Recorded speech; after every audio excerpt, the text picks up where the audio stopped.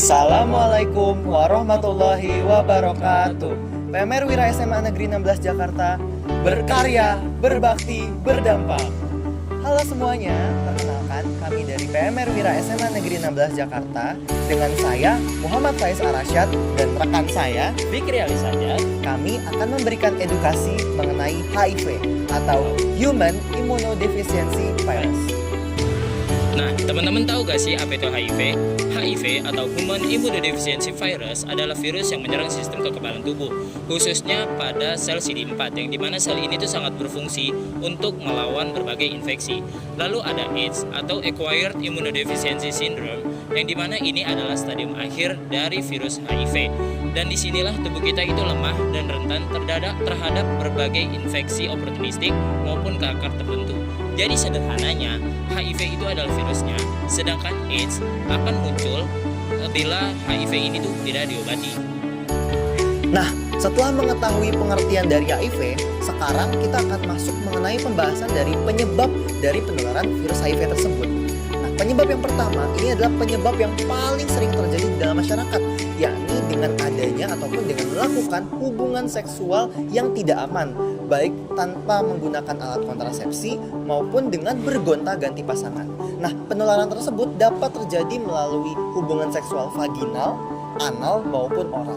Lalu penyebab yang kedua itu adalah dengan berbagi jarum suntik.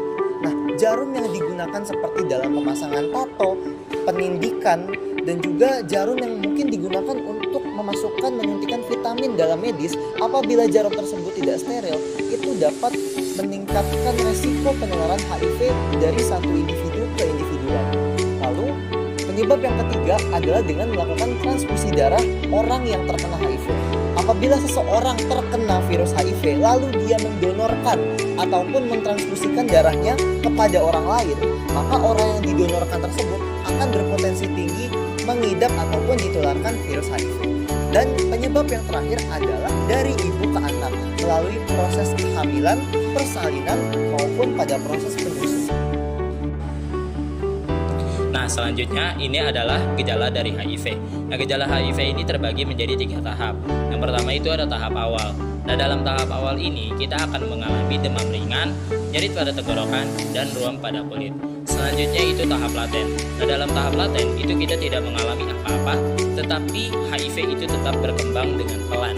Lalu ada tahap lanjut atau AIDS, yang dimana itu kita akan mengalami berat badan yang turun drastis, lalu demam lebih dari 2 minggu, dan keringat malam yang berlebihan.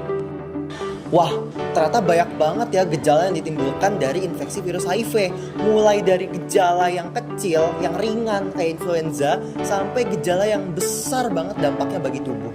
Nah, sekarang kita akan membahas mengenai dampak atau akibat apa saja sih yang ditimbulkan dari infeksi virus HIV. Nah, teman-teman, seperti yang kita ketahui, HIV ini kan adalah virus yang menyerang sistem imunitas tubuh manusia.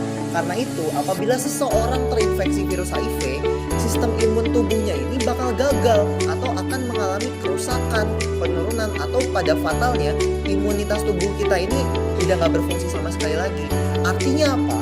Artinya kalau ada patogen-patogen lain yang masuk ke dalam tubuh, kayak misalkan influenza deh. Influenza itu kan ya kita biasa lah ya kena influenza, tapi orang yang terkena HIV apabila dia juga terjangkit influenza, maka imunitas tubuhnya itu akan gagal menangani patogen-patogen yang sebenarnya bisa ditangani, tapi karena ada HIV ini jadi nggak bisa ditangani. Karena itu virus HIV ini bahayanya bukan hanya dari internal si HIV-nya saja, tapi juga karena faktor-faktor lain seperti adanya penyakit-penyakit ataupun patogen lain yang bersinggah ataupun yang datang ke dalam tubuh kita, terutama pada pernafasan.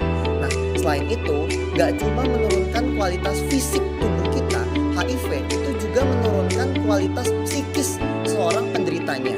Nah, pada banyak kasus, HIV ini dapat menimbulkan rasa lelah yang berlebih hingga rasa malas untuk melakukan aktivitas manusia pada umumnya.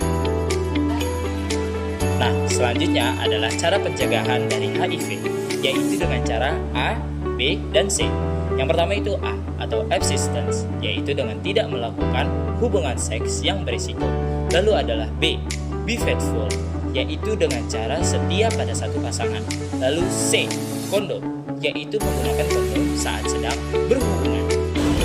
Nah, yang terakhir, sekarang kita akan membahas mengenai pengobatan dari infeksi virus HIV ya teman-teman. Nah, seperti yang teman-teman mungkin udah sering baca ya dari media sosial ataupun dari berita, HIV itu nggak punya satupun obat yang ampuh untuk membunuh semua virus HIV yang ada di dalam tubuh atau untuk membasmi virus HIV secara keseluruhan. Tapi obat yang ada itu bertujuan untuk menekan reproduksi dari si virus HIV tersebut.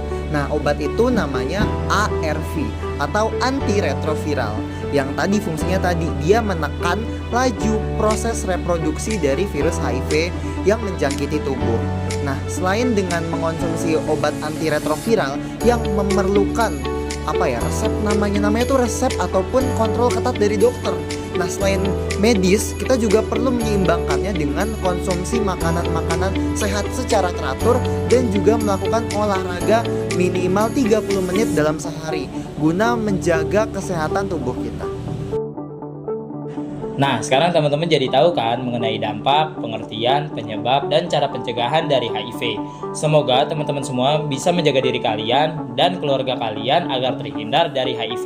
Karena kalau bukan kita, siapa lagi? Nah, sekian pemaparan dari kami PMR Wira SMA Negeri 16 Jakarta. Kurang lebihnya mohon maaf. Wassalamualaikum warahmatullahi wabarakatuh. PMR SMA Negeri 16 Jakarta Berkarya, berbakti, berdampak.